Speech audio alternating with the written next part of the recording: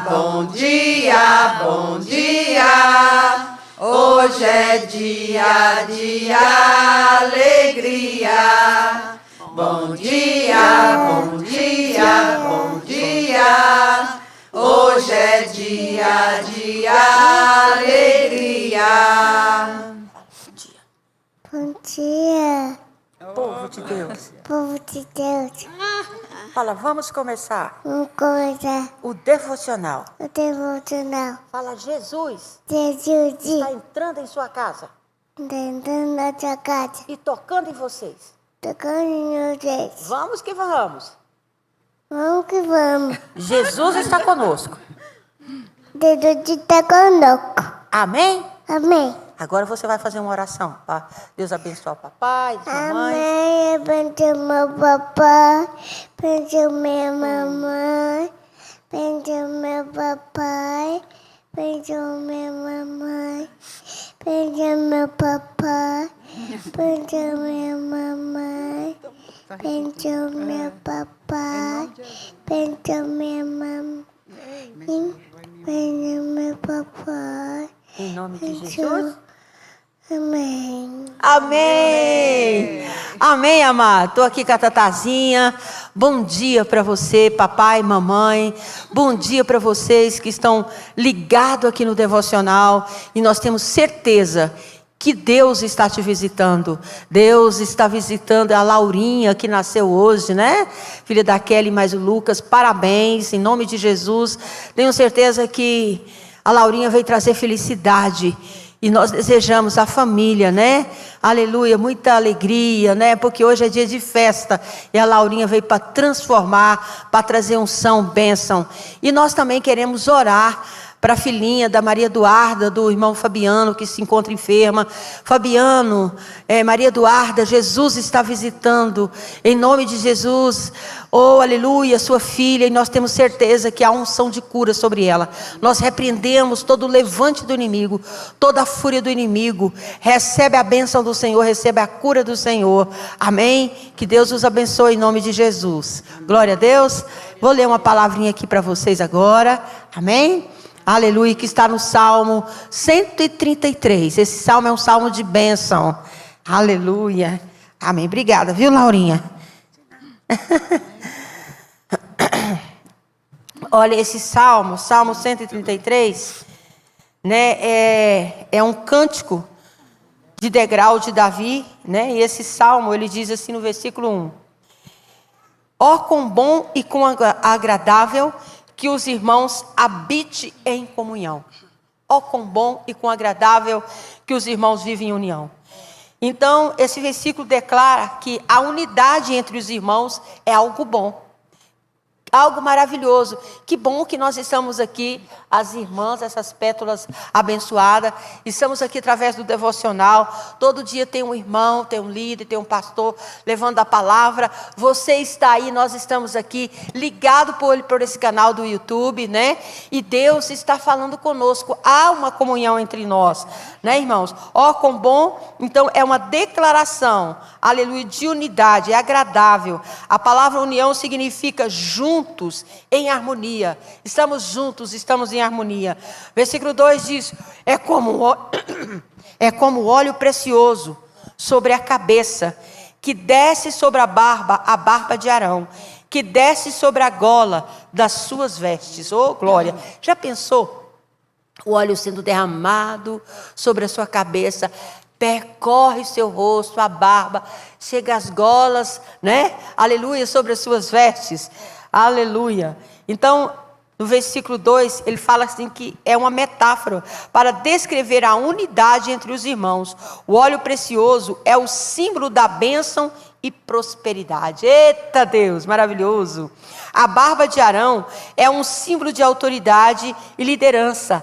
A ideia é que a unidade entre os irmãos é como o óleo precioso que flui sobre a liderança e traz bênção e prosperidade. Porque quando você coloca o óleo sobre a tua cabeça, ele desce sobre o corpo. Amém? Aleluia, vai atingindo todo o teu corpo.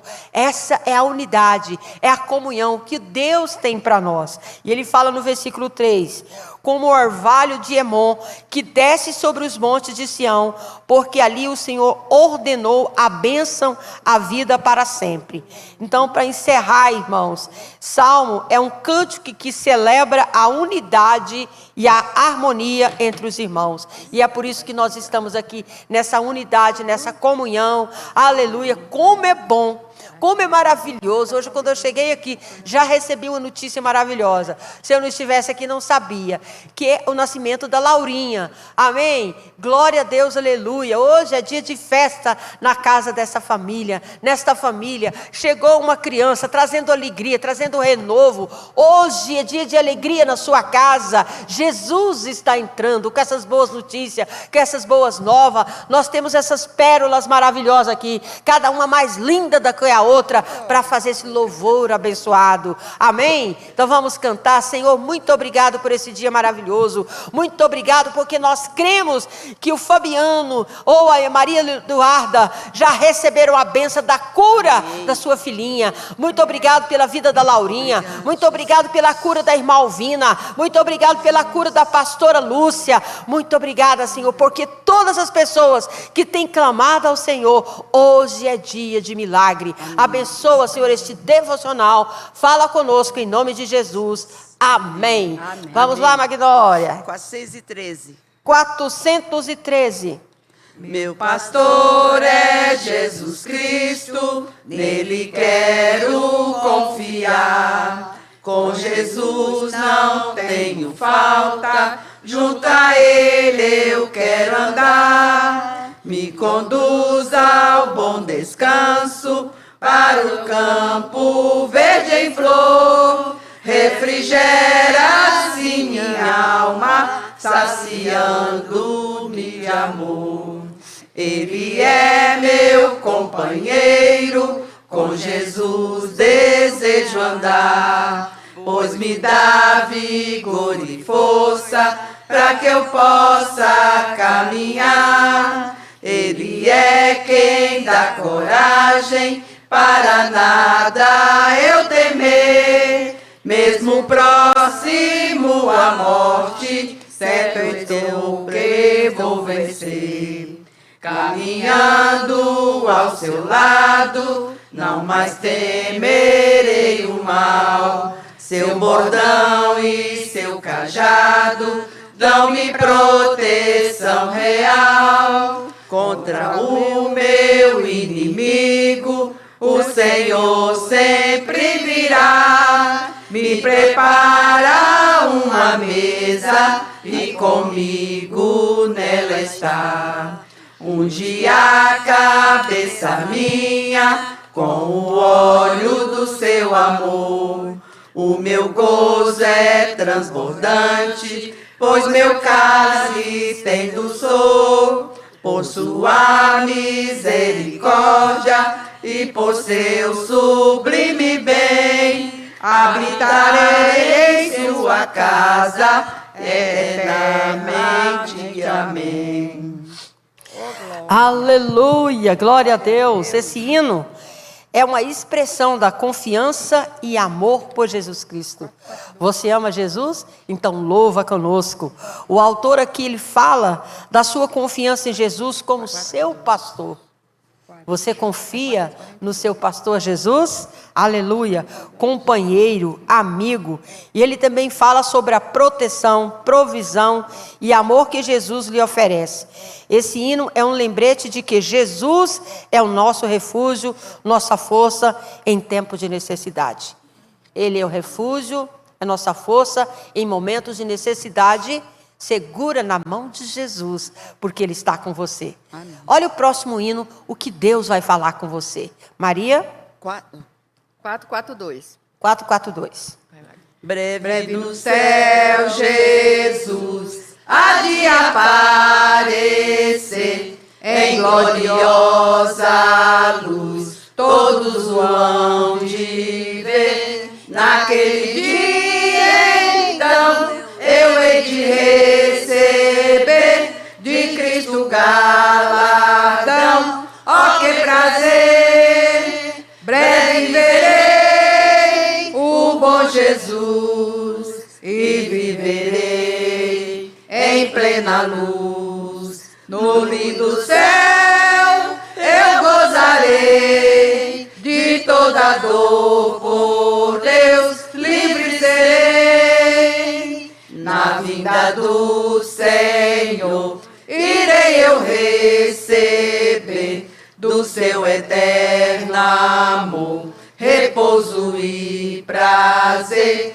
Disse meu bom Jesus, tem me falado já, e da celeste luz de Jeová. Breve verei o bom Jesus e viverei em plena luz. No lindo céu eu gozarei, de toda dor por Deus livre serei. Na vinda do Senhor desfrutarei prazer, quando meu Salvador em glória aparecer. Eis que ele em breve vem, os santos levará para a mansão de além, donde virá. Breve verei o bom Jesus e viverei em plena luz. No lindo céu eu gozarei, de toda dor por Deus livre serei. Oh, glórias, aleluia! Esse hino é uma expressão de esperança, antecipação da segunda vinda de Jesus Cristo. Jesus veio a primeira vez, amém? Ele nasceu através de uma virgem, o Espírito Santo de Deus veio. Glória a Deus, aleluia. Não estou entendendo, mas glória a Deus. Aramachuricanto, Remanasui, fiquei no Espírito agora, irmãos. Amém. Então esse hino, né, vou prolongar, esse hino é uma expressão da esperança. Aleluia, Jesus. Da segunda vinda de Jesus. Você crê? Então Jesus, ele já veio, né? Aleluia, ele nasceu, o Espírito Santo veio sobre Maria. Maria ficou grávida e trouxe aqui o Salvador, o Messias, o grande esperado.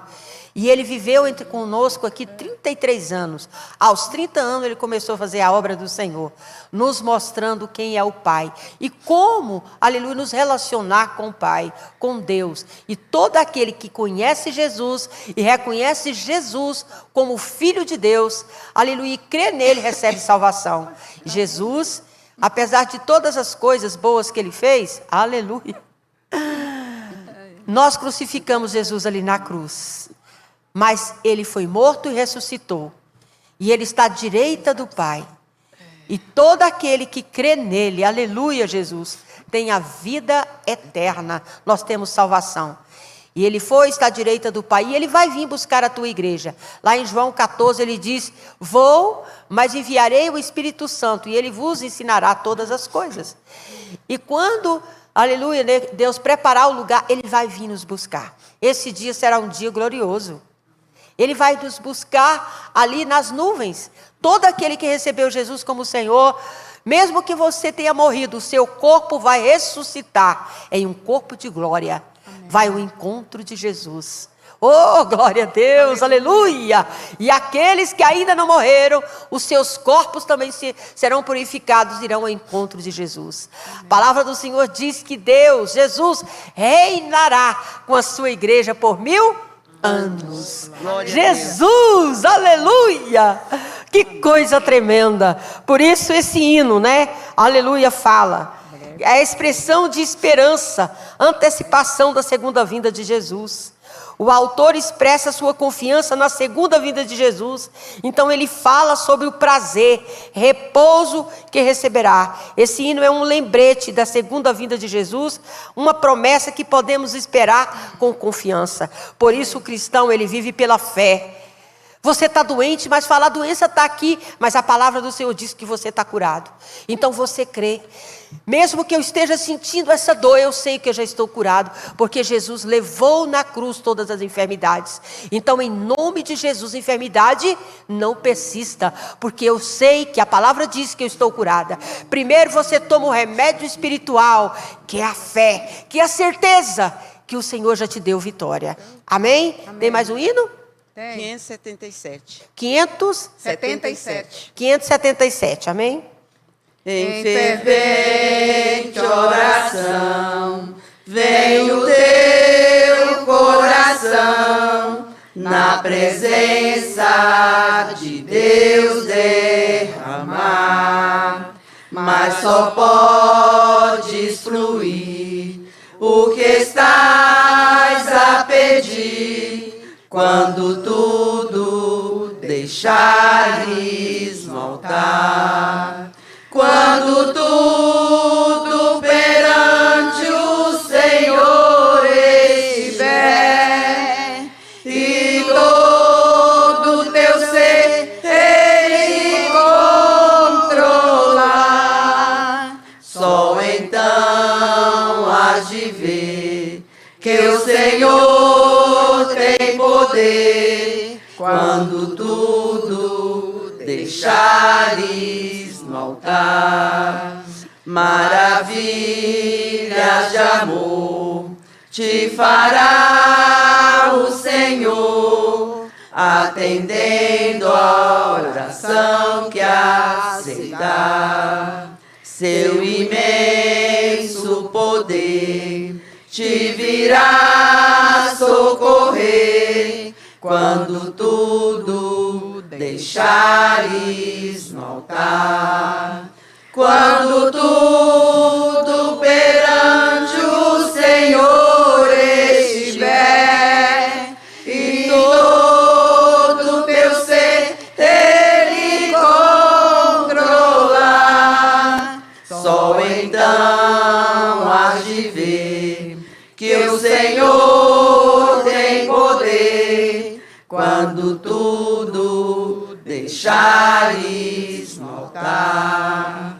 Se orares, porém, em o teu coração, terá paz que o Senhor pode dar. Foi por Deus não sentir que tua alma se abriu, tudo deixando no altar. Quando tudo perante o Senhor estiver, e todo teu ser Ele controlar, só então hás de ver que o Senhor tem poder, quando tudo deixares no altar. Oh, glória. Oh, aleluia! Então, este hino, irmãos, é uma expressão de oração e entrega a Deus. Aqui o autor destaca a importância de orar em fervor e entregar o coração a Deus. Aleluia! Ele também fala sobre as maravilhas de amor que Deus fará por aquele que se rendem a Ele. É um lembrete de que a oração e a entrega é fundamental para experimentar a presença e o amor de Deus. E também queremos aqui, diante desse hino, orar pela Sara. A Sara é a neta da irmã Iládia, que ela nasceu com um coágulo, com água no cérebro.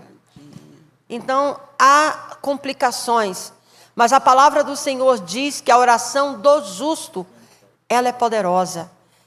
Então, nós vamos orar para Iris, para o nosso irmão Sam, que já foram dessa igreja e que está passando por essa dificuldade. Esse é o momento de nós, como irmãos em Cristo, interceder, orar. Vamos orar pela Sarinha. Senhor, em nome de Jesus, nós colocamos a Sara, essa menina que foi desejada.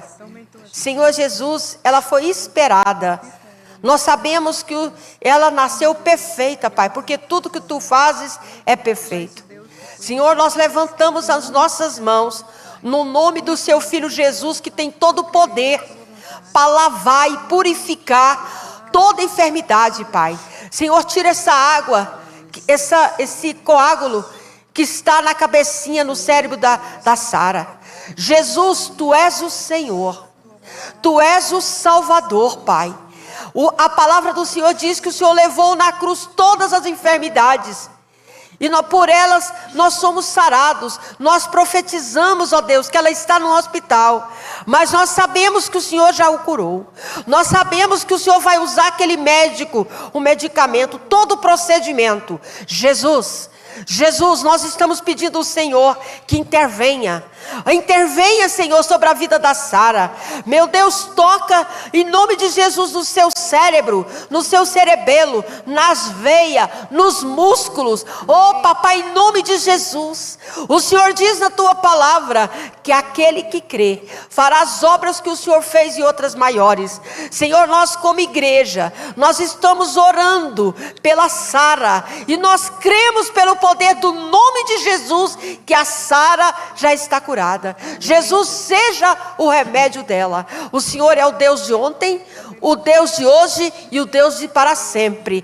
O Senhor continua o mesmo, e nós cremos na cura da Sara. Nós queremos colocar a filhinha papai da Maria Eduarda, em nome de Jesus. Senhor, toma ela, cobre ela com Teu sangue, tira, Senhor, todo vírus, toda enfermidade também, em nome de Jesus.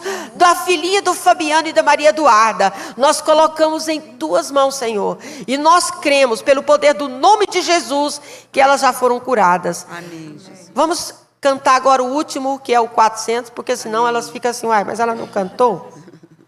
Amém? Em Jesus, vivendo cada dia, em Jesus eu tenho alegria, em Jesus, ó doce harmonia, em Jesus, desfruta a paz de Deus, em Jesus, na rocha inabalável, em Jesus, no homem incomparável, em Jesus, no Deus tão adorável, em Jesus, o mal não temerei.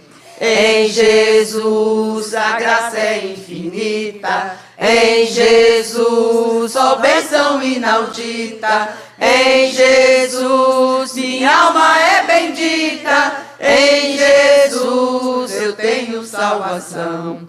Em Jesus, não temo o mal e a morte. Em Jesus, estou firmado e forte. Em Jesus, meu barco rumo ao norte. Em Jesus, eu sempre hei de vencer. Em Jesus nós já somos mais do que vencedores. E Deus vai testificar isso, trazendo a palavra através do nosso líder Bruno. Amém? Senhor, toma o Bruno, Senhor, cobre ele com Teu sangue. Senhor, ele preparou, papai, enquanto ele está aqui, visita sua esposa, sua filhinha, sua sogra, toda a sua família seja coberta com Teu sangue, Pai. Sabemos que eles vão fazer uma viagem para fazer compra aqui para a igreja. Oh, papai, ser com ele, mas o pastor ordenou. Oh, papai, cobre essa viagem, Senhor, esteja preparando, Senhor, os lugares que eles precisam ir.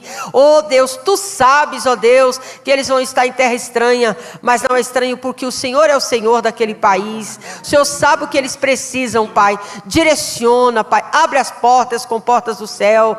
Pai, nós pedimos ao Senhor que abra os olhos espirituais do Teu Filho, que tudo aquilo que for falado, fala conosco, Pai, em nome de Jesus. Amém. Amém. Enquanto as irmãs estão descendo, vamos abrir no livro de Tito, amém? Um dos maiores livros das maiores cartas da Bíblia, né?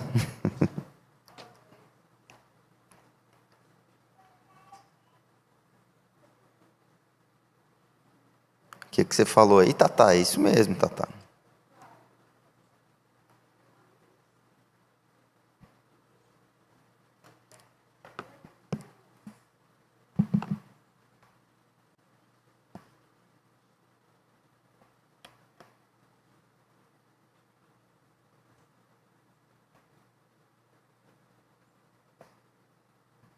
Amém. Tito capítulo 1.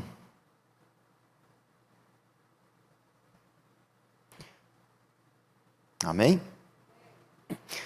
Bom, vamos começar lendo o capítulo inteiro. Paulo, servo de Deus e apóstolo de Jesus Cristo, para promover a fé que é dos eleitos de Deus e o pleno conhecimento da verdade segundo a piedade. Escrevo na esperança da vida eterna, que o Deus que não pode mentir prometeu antes dos tempos eternos e no momento oportuno manifestou a sua palavra mediante a pregação que me foi confiada por ordem de Deus, nosso Salvador, a Tito, verdadeiro filho segundo a fé comum, que a graça e a paz da parte de Deus Pai e de Cristo Jesus, nosso Salvador, esteja com vocês. Foi por esta causa que deixei você em Creta, para que pusesse em ordem as coisas restantes, bem como em cada cidade constituísse presbíteros, conforme prescrevi a vocês. Alguém que seja irrepreensível marido de uma só mulher, que tenha filhos crentes que não são acusados de devassidão, nem são insubordinados, porque é indispensável que o bispo, por ser encarregado das coisas de Deus, seja irrepreensível, não arrogante, alguém que não se irrita facilmente, não apegado ao vinho, não violento, nem ganancioso. Pelo contrário, o bispo deve ser hospitaleiro, amigo do bem, sensato, justo, piedoso, deve ter domínio de si, ser apegado à palavra fiel, que está de acordo com a doutrina, para que possa exortar pelo reto ensino e convencer os que contradizem este ensino. Porque existem muitos, especialmente os da circuncisão, que são insubordinados, falam coisas sem sentido e enganam os outros.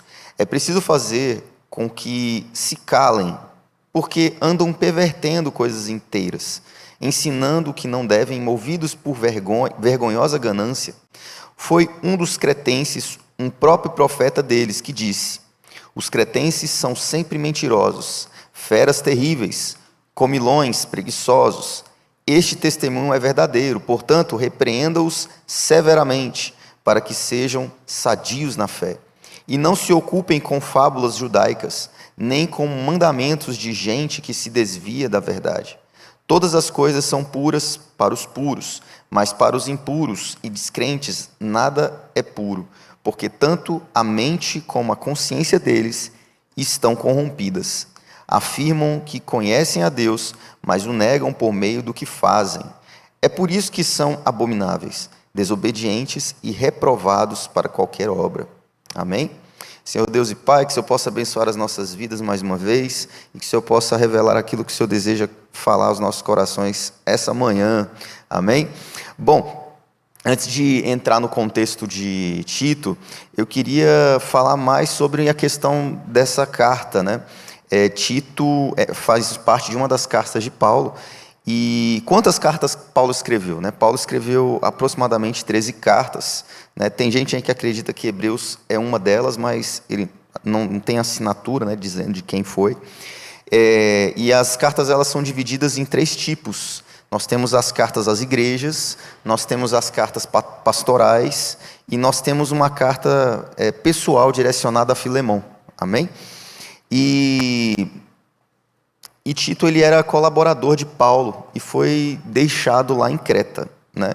E está lá em Tito 1,5, né? Por esta causa te deixei em Creta para que pusesse em ordem as coisas restantes, né? A gente sabe que a carta de Tito foi uma orientação para a obra de Deus que estava acontecendo naquele lugar. E acaba que a gente vê aí algumas menções sobre funções específicas, né? Qual era a função de Tito, né? Por que Paulo estava falando aquilo que ele acabou de falar nessa carta aqui para ele, né? No caso, o título de Paulo, ele era um servo de Deus, né? Ele já comenta isso no primeiro versículo, né? Paulo, servo de Deus e apóstolo de Jesus Cristo, né? E um apóstolo, né, ele tem uma missão aí bem profunda, porque ele proclama o evangelho aos gentios, como está em Atos 9:15, ele funda a igreja, estabelece uma liderança, né, como está em Atos 13, 21. Ele escreve cartas, de certa forma, doutrinárias, como foi a de Romanos e a de Filemão também, tem alguns assuntos nesse sentido. E ele defende a fé contra heresias e distorções, como a gente pode ver em 2 Coríntios 11 e Gálatas 1. Né? E o título de Tito, né? Tito é filho na fé de Paulo. Ele é um colaborador fiel, segundo 2 Coríntios, ele é um companheiro de Paulo, né? E a função de Tito é estabelecer um presbitério e pôr em ordem a casa de Deus em Creta, né? Resolver conflitos e organizar a comunidade, representar Paulo em lugares estratégicos.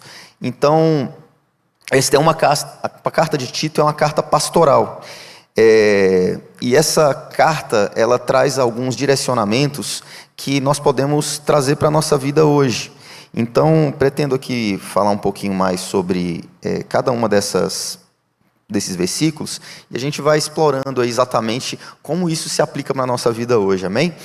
Então, Paulo ele fala lá, no primeiro versículo, Paulo, servo de Deus e apóstolo de Jesus Cristo, segundo a fé dos eleitos de Deus e o conhecimento da verdade, que é segundo a piedade. Paulo aqui, no caso, ele já se apresenta como servo, né? E apresenta como um servo voluntário, né? De Deus. Quando a gente olha essa palavra servo, né? Às vezes a gente não compreende a profundidade que você tem, né? De dizer que você é servo de Deus, né? Para mim isso é algo muito forte, porque um servo, ele literalmente faz o que o seu Senhor manda. Ele não tem opinião, ele tem uma decisão, uma atitude, na verdade. Então, quando Paulo fala assim, Paulo, servo de Deus e apóstolo de Jesus Cristo, para prover a fé que é dos eleitos de Deus e o pleno conhecimento da verdade segundo a piedade, né? A gente percebe aqui ele já se colocando de uma forma humildemente submissa ao Senhor, né? Será que você, na sua vida, você se coloca dessa forma? Será que você está aqui hoje, você é submisso ao Senhor nesse nível de servo, né? Entendendo que é pela graça que Deus te promove a missão que Ele te entrega, né? Pela misericórdia, né? Então a gente já vê Paulo fazendo essa saudação inicial, e ele já deixando bem claro, olha, eu sou servo, graças à misericórdia de Deus, e eu vim aqui para poder falar sobre essa verdade que eu recebi dele, né? A gente vê esse tipo de sinceridade nele no início, né? Mas a gente sabe que qualquer pessoa que sobe no púlpito hoje para falar, ou um irmão da fé, ou alguém da minha família, ou alguém da igreja, ou alguém, né, do YouTube, para aqueles que infelizmente são doutrinados pelos pastores do YouTube ou pela internet, né? A gente sabe que nós podemos falar o que quisermos. Existe um conceito na venda, né, que as pessoas que querem te vender um produto, elas querem falar o que for importante para você comprar. Essa é uma realidade. E, infelizmente, nas igrejas nós temos pessoas que se promovem alguém que não é. Então, Paulo aqui está falando muito sobre ele. Mas isso significa o quê? Né? Se ele não tivesse frutos, não é? Então, ele fala, Paulo, servo de Deus, apóstolo de Jesus Cristo, para promover a fé que é dos eleitos de Deus e o pleno conhecimento da verdade segundo a piedade. Isso aqui não faria sentido se ele não tivesse frutos. Então, que você compreenda, nem todo aquele que fala que é cristão, nem todo aquele que fala que é servo, nem todo aquele que fala que veio anunciar a verdade, ele realmente é o que ele está falando. Nós precisamos ter um olhar um pouco mais profundo na convivência, né? Na comunhão, né? Então, vamos seguir. E aí ele continua, escrevo na esperança da vida eterna, que o Deus que não pode mentir prometeu antes dos tempos eternos. Existe uma esperança sobre a vida daquele que crê em Deus. Existe uma esperança sobre aquele que tem Deus como servo. Existe uma esperança naquele que acredita na verdade, né, que Jesus prega. E ele fala, escrevo na esperança da vida eterna, que o Deus que não pode mentir. O nosso Deus, ele não mente. O nosso Deus, ele não muda. O nosso Deus, ele aponta uma direção, e quando ele fala que vai acontecer, acontece. E por que as pessoas, elas se decepcionam tanto com Deus, não é? Estão tão rebeldes diante daquilo que é uma direção de Deus? eu diria que é porque elas não compreenderam de verdade quem é esse Deus, né? Uma coisa é você ouvir uma verdade de uma pessoa que diz ser cristã e que nos seus frutos, né, não deixa Deus trabalhar o seu interior para promover frutos, né? Você confia nessa pessoa que diz ser servo, mas não é, e aí você acredita que o que sai daquela boca vem de Deus, né? Então nós precisamos compreender que aquilo que Deus fala acontece. E se saiu da boca de alguém que se diz ser servo de Deus e não se aconteceu, é porque aquela pessoa falou pelo coração, né? E a Bíblia fala para a gente não julgar a pessoa, né, mas julgar a mensagem. E eu acredito que isso acontece muito por uma questão de falha. Nós somos seres humanos falhos, né? Então pode sim, você sendo um servo de Deus, uma mulher de Deus, você falar heresia, falar algo que vem do seu coração. Mas a postura que eu acredito que você deva ter caso isso acontecer é você pedir perdão caso você consiga, né, ter contato com essa pessoa, porque isso é uma forma de testemunho, né? Esse é o fruto que a gente vê dentro do corpo, né? E quando a gente não vê esse testemunho, a gente fica meio preocupado, né? Então, quando a gente observa o que Paulo começa a falar na carta, a gente já vê ele apontando para a esperança da glória. Onde deve estar a nossa esperança? Versículo 2. Escrevo na esperança da vida eterna, que o Deus que não pode mentir prometeu antes dos tempos eternos. A minha esperança tem que estar em Deus. Amém? A nossa felicidade tem que estar na eternidade. E por que isso é importante? Porque existe um propósito. Você já parou para pensar? Quantos aqui gostam de uma casa limpa? Levanta a mão aí. Amém. Então, né? Você chega na casa limpa, né? E você limpa ela porque você gosta? Algumas pessoas sim. Minha mãe, quando ela era mais jovem, ela tinha uma neura com limpeza. Você chegava na casa, se não estivesse cheirando um produto, né? A casa não estava limpa, né? Mas ela limpava bastante a casa. E a gente acostumou com essa realidade, né? Mas existe um preço que você paga para deixar a casa limpa. E a sensação que aquilo causa, a organização que aquele ambiente gera, te deixa confortável. Então, assim, no final das contas, nós não limpamos a casa porque amamos limpar a casa, mas porque é ótimo estar num lugar limpo, né?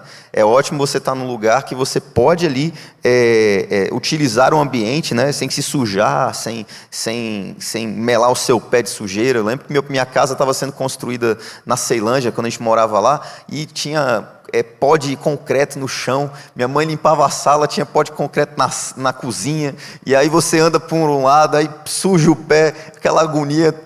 Então, quando a gente está num lugar que não é bem cuidado, a coisa complica, né? Então, assim, eu falo isso porque existe um preço para a gente poder encontrar conforto, não é verdade? Isso deixa a gente menos ansioso, né? Poxa, eu vou fazer isso aqui e o fruto do meu trabalho vai me promover alguma coisa. E qual é o fruto do trabalho do cristão nessa terra?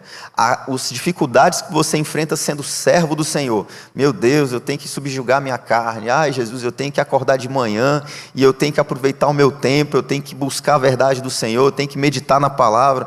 Eu tenho que suportar em amor meu irmão, eu tenho que dar a outra face, eu levar um tapa. Por que você passa por tudo isso e você se permite passar por isso? Porque você é servo do Senhor, e porque você entende que a eternidade te aguarda, não é verdade? Então, todo trabalho tem trabalho, na verdade, gera esforço, e esse esforço ele promove um resultado, que para nós é a esperança da glória. Amém?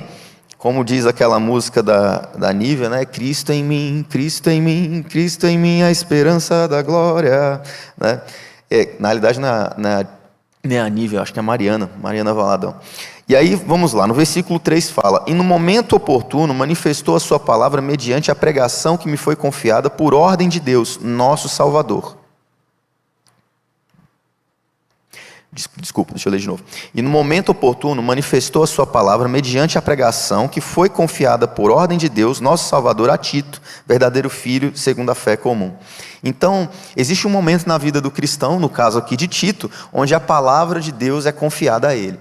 E você teve uma palavra confiada também na sua vida, né? Por mais que você não seja a pessoa específica de Tito, você é representante de Deus na sua casa. E uma palavra de Deus foi confiada a você. No caso de Tito, Paulo tinha o interesse de prepará-lo diante da obra que Deus tinha ali em Creta, né? Um lugar e um povo que era conhecido por ser mentiroso, né? Um povo que era conhecido por ser um povo que esse povo precisava de Deus. E no caso, você, na sua casa, no seu trabalho, com as dificuldades que você tem, você é um mensageiro de Deus, uma mensageira de Deus na sua casa. E o que você está fazendo, né?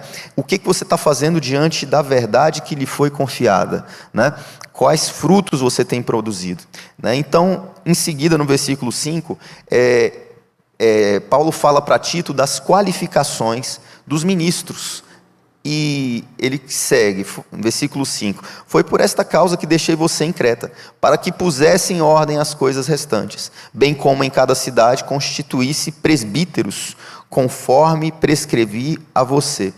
Quando nós olhamos para essa realidade, né, a gente começa aqui a ver Paulo criando uma certa hierarquia de governo, né? A gente vê ele como apóstolo, a gente vê Tito, né, como um pastor que está ali fazendo uma obra do Senhor. E Paulo já começa falando sobre presbítero, né? Conforme prescreveu a você, ele quer o quê? Foi por esta causa que deixei você em Creta para que pusessem em ordem as coisas, né? Bem como em cada cidade constituísse presbíteros. Então, a gente vê aí Deus direcionando essa questão de ordem. E o que um presbítero faz, né? Presbítero é originado da palavra grega presbíteros e significa um ancião mais velho, né? Inicialmente se refere à idade ou maturidade, mas uma pessoa a designar os líderes espirituais da igreja, especialmente os que ensinam e governam. Em Atos 14, 23 fala: e promovendo-lhes em cada igreja presbíteros. Em 1 Timóteo 5, 17 fala: os presbíteros que governam bem sejam estimados por dignos de dupla honra. Em Tito 5 aqui, né? Por esta causa te deixei em Creta para que pusessem em boa ordem as coisas restantes e de cidade em cidade estabelecesse presbíteros.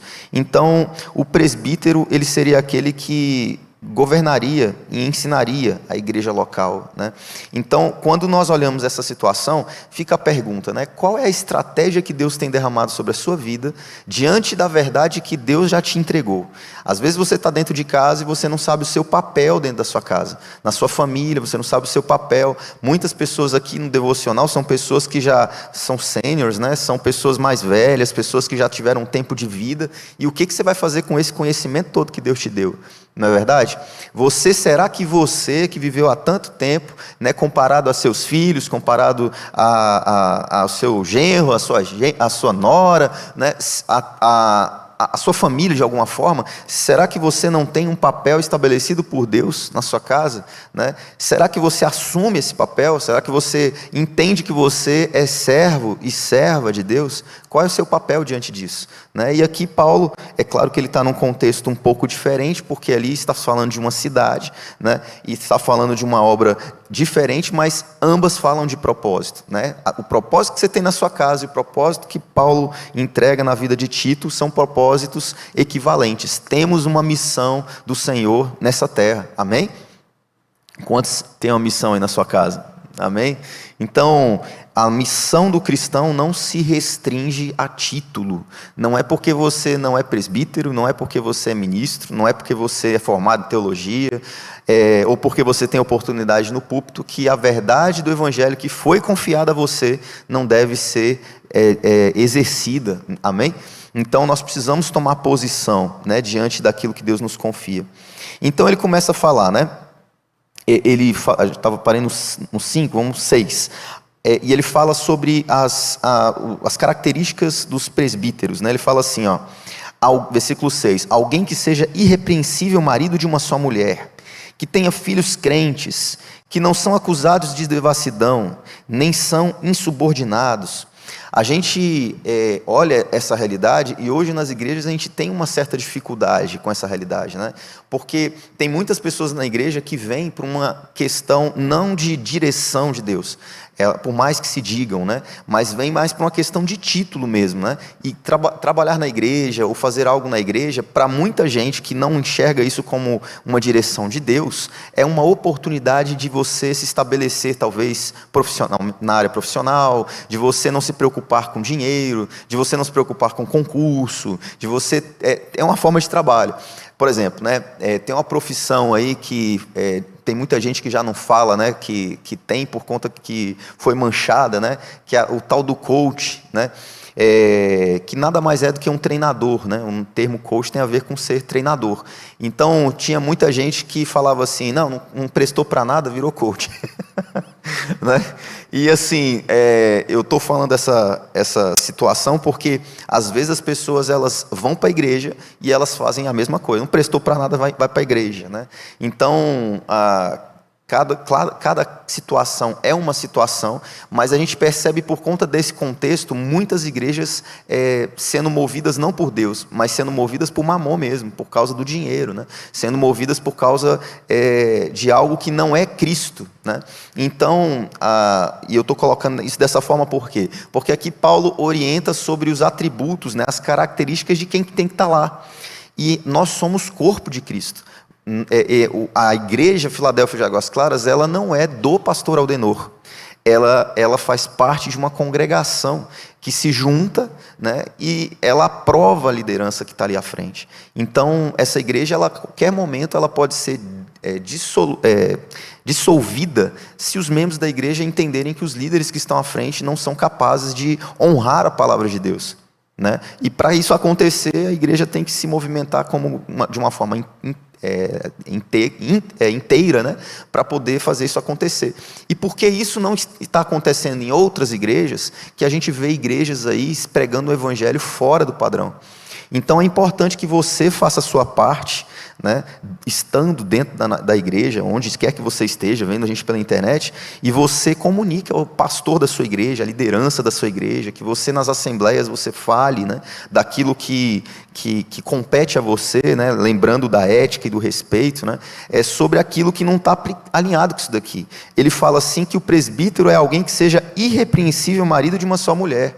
Então, como uma pessoa ela pode ser líder se nitidamente ela não tem esse exemplo, né? E eu não estou falando de exceções, né? Que às vezes você tem situações onde o cônjuge larga a esposa ou trai a esposa, né? Enfim, isso aí Deus julga, né? A gente não entra nesse mérito, mas aí aqui fala que tenha filhos crentes que não são acusados de devassidão nem são insubordinados, né? Então é importante que exista esse tipo de qualidade, né, de fruto, né, porque é indispensável que o bispo, no versículo 7, por ser encarregado das coisas de Deus, seja irrepreensível.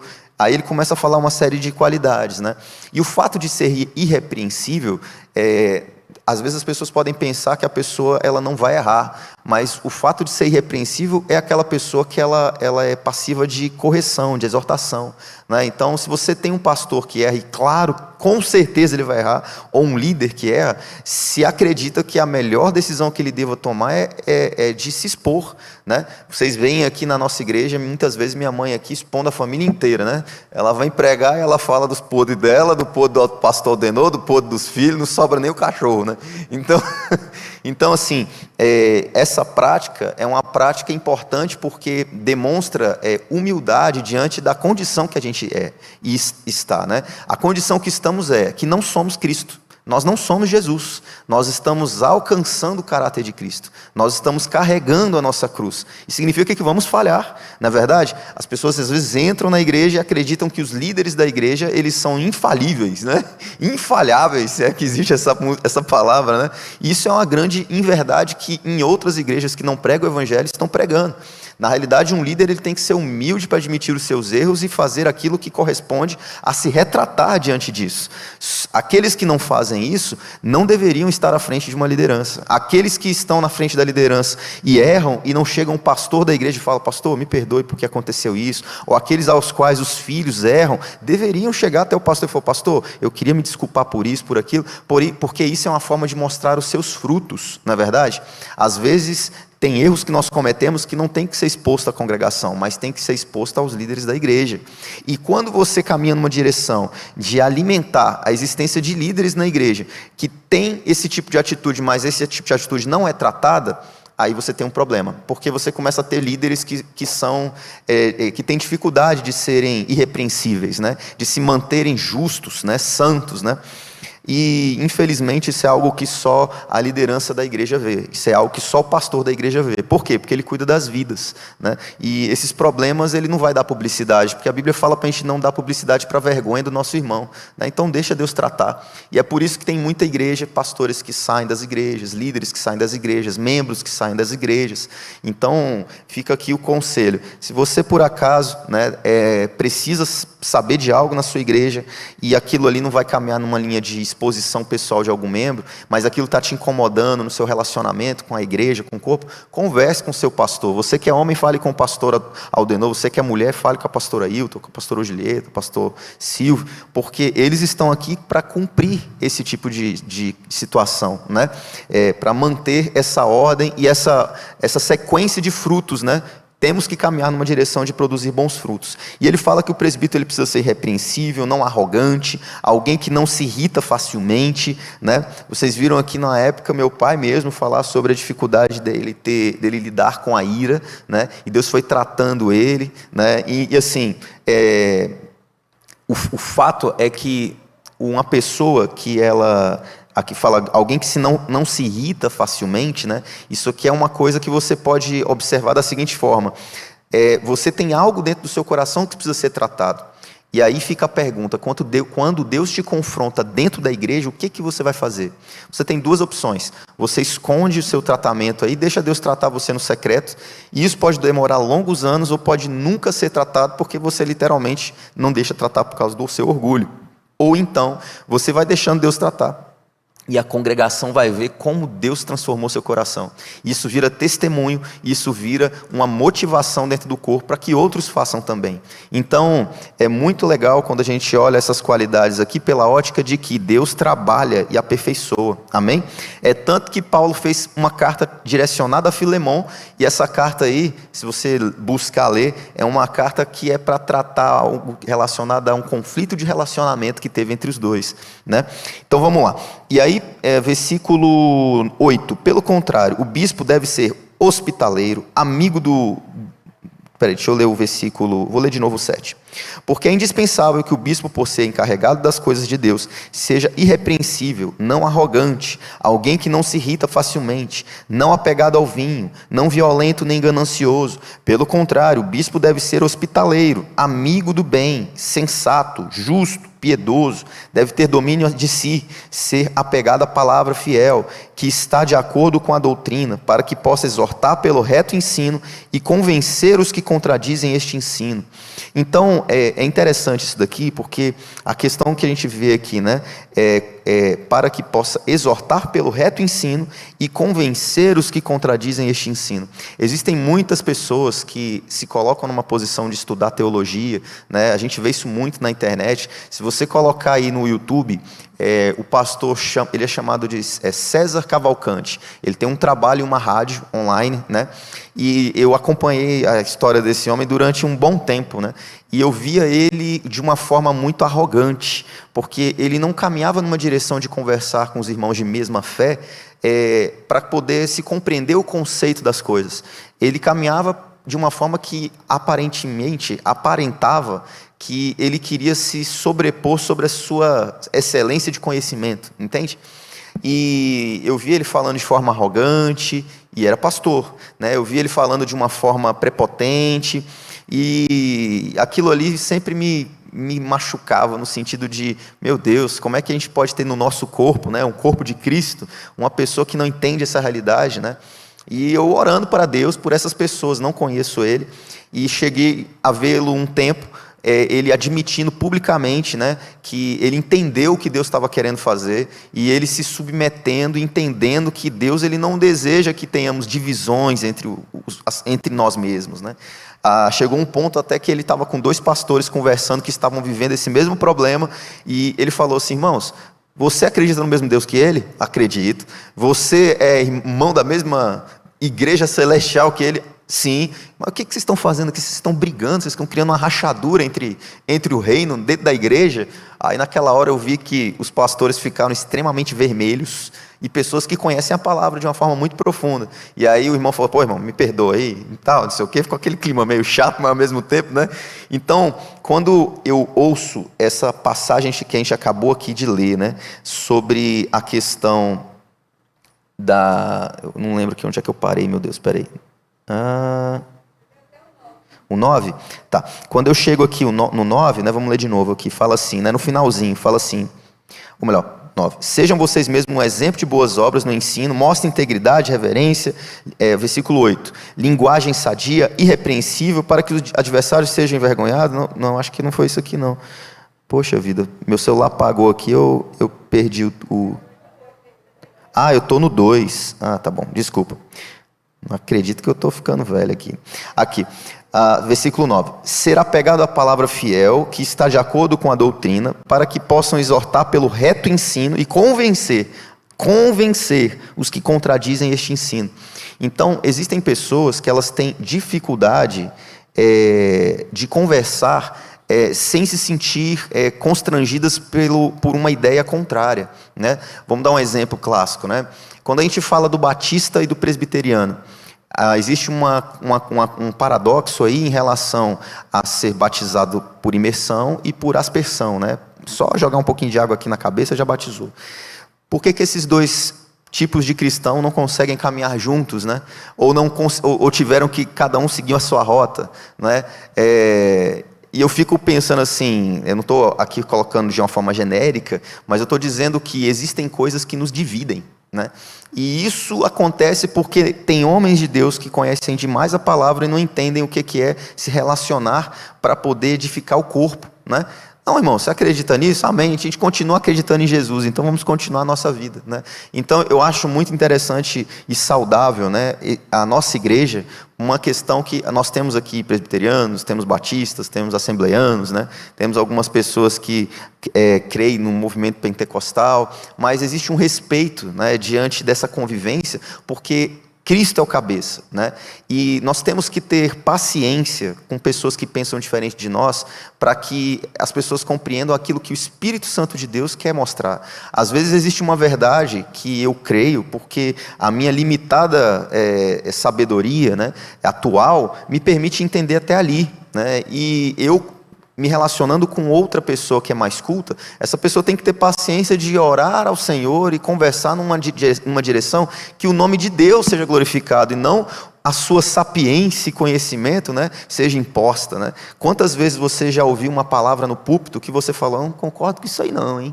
Aí depois lá na frente você falou assim, poxa, não é que faz sentido?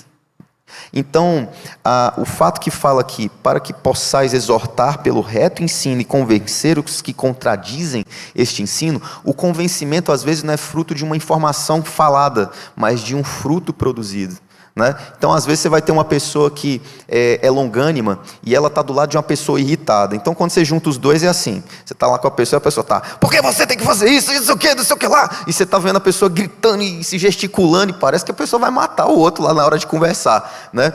E o outro está assim, amém. Entendeu? E aí você sai daquele episódio, você fala assim, meu Deus, dá para saber quem é que é o irado e dá para saber quem é o longânimo, né? Embora não dá para ver o coração do longânimo, né? Porque ele pode estar pensando na sua mente que, rapaz, eu queria orar para Deus levar esse ser humano para a glória, porque eu não posso matar, então eu posso orar para Deus já levar, né? A oração da glória, né? Mas enfim, a gente não sabe como é que está o coração também dos dois. Mas quando a gente vê essa realidade, nós precisamos compreender que Deus está fazendo a obra. Deus, ele tem o poder de convencer o coração de um como convencer o coração do outro. Eu preciso olhar para isso e pensar, poxa, Senhor, como o Senhor pode fazer a tua obra de uma forma a transformar essa pessoa numa pessoa diferente do que ela é, né? Então, às vezes você orando ao Senhor, você se mantendo na posição que você está ali, longânimo, né? Por mais que você esteja sofrendo aquilo ali, é uma forma de testemunho, né? Tem gente que perde a paciência e fala, não consigo conversar com essa pessoa não, né? E acaba pecando por isso, levar o evangelho também. eu já tive a convivência com algumas pessoas que elas se colocaram sapientes de uma forma tão absurda, né? Tão conhecedoras, né? Eu chego a não gostar muito de uma afirmação que é correta, mas tem a ver comigo, tá? Tem pessoas que chegam e falam assim, olha, eu não estou criticando na nossa igreja quem faz isso, tá bom? Porque tem a ver comigo e meu relacionamento com outras pessoas. Mas tem muita gente que fala assim, ó, entre a sua opinião e a Bíblia, eu fico com a Bíblia. Só que quando você tem uma pessoa que está discutindo porque ela crê na Bíblia, é a mesma coisa de falar assim, eu ignoro o que você está falando porque eu acredito que o que eu estou falando é bíblico. Então, assim, isso é uma falta de respeito, né? Porque se você pega o batista e o presbiteriano vai falar, não, eu acredito porque está escrito na Bíblia. O batista vai falar, não, eu acredito porque está escrito na Bíblia. Então, o que tem a ver a Bíblia com isso? Né? Não tem nada a ver. Né? Então, a questão não é, quando se conversa com pessoas no mesmo corpo, se o que você está conversando é bíblico ou não. A questão é você caminhar numa direção de como eu posso ser luz na vida do meu irmão para ele entender isso. Né? Tem coisas que realmente a gente só vai convencer com fruto. Né? E às vezes, olhando para o testemunho desse pastor César Cavalcante, eu percebo que hoje ele me convence que ele faz parte, né? Não que ele tenha que me convencer, mas que ele faz parte do reino de Deus por essas atitudes. Pode ser que ele tenha outras falhas, eu não estou aqui validando o caráter dele, porque eu não o conheço, tá? Mas eu tenho visto algumas demonstrações de fruto que aparentam uma pessoa de Deus mesmo. Né?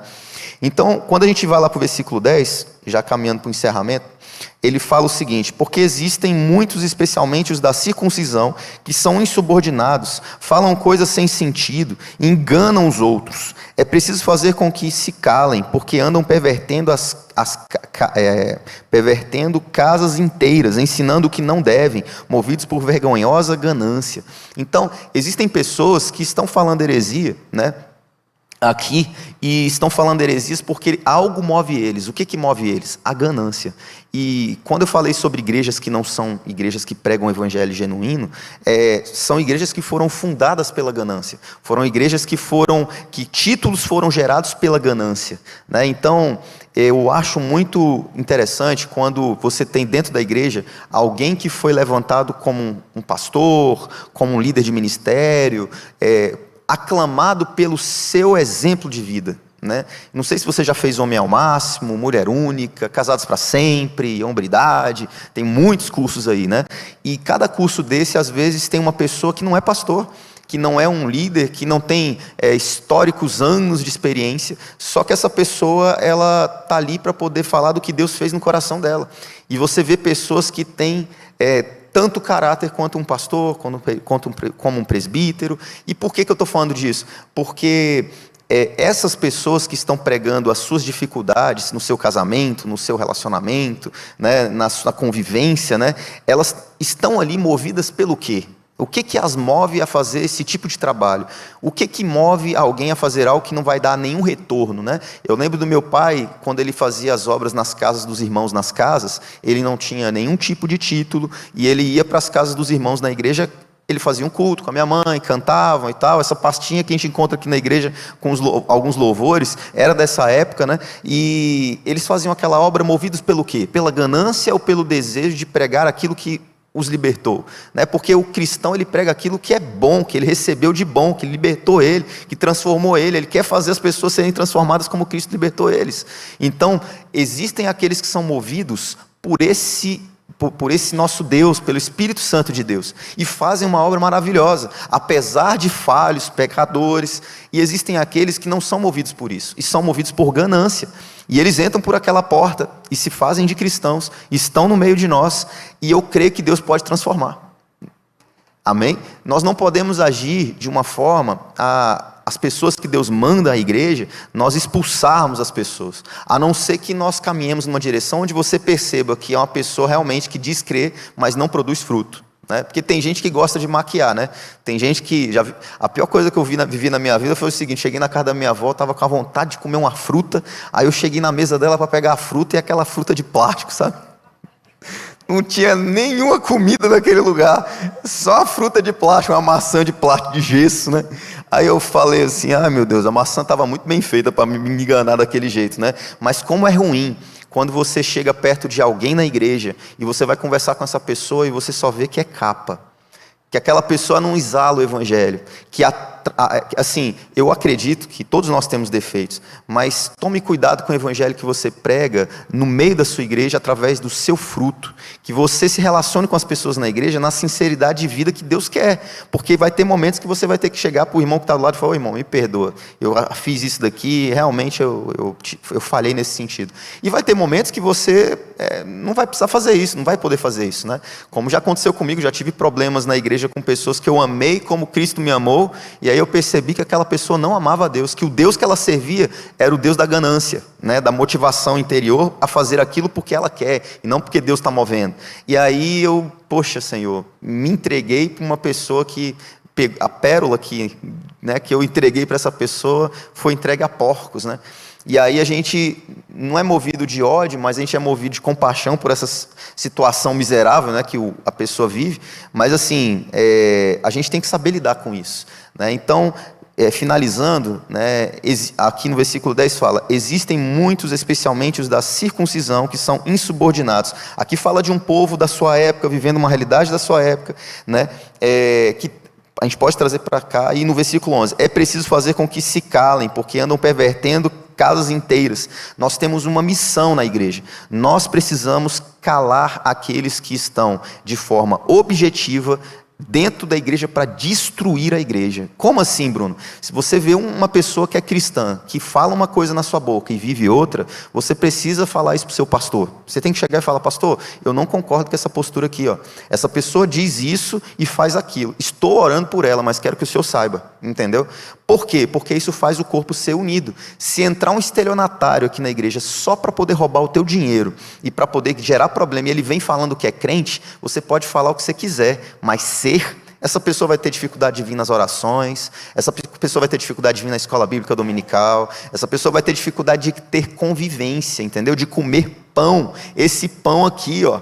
E aí isso demonstra muito sobre o caráter da pessoa, sobre a intenção, a motivação, né? Então, se eu sou do corpo, por que eu não quero estar no corpo? Entende o que eu estou dizendo? Orando, buscando, orando pelos irmãos que precisam. Por que eu não me sujeito a essa realidade? Porque o orgulho da ganância que tem dentro do meu coração de fazer minha própria vontade me coloca onde eu quero.